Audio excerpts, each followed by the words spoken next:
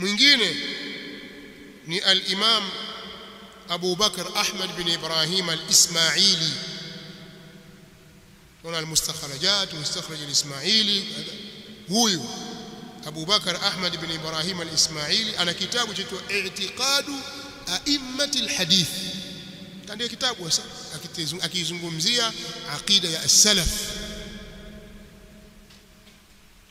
hii ambayo watukana nayo mawahabi nani hii. Yeye ameandika kitabu, amefariki 371.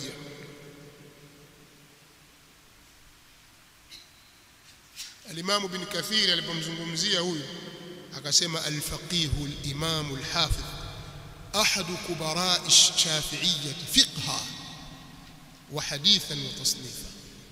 Ibani al-imam al-faqih al-hafiz mmoja katika mabwana wakubwa wa kishafi'i kwa fiqhi na kihadithi na utunzi wa vitabu katika tabaqat ash-shafi'iyyin cha al-Imam Ibn Kathir.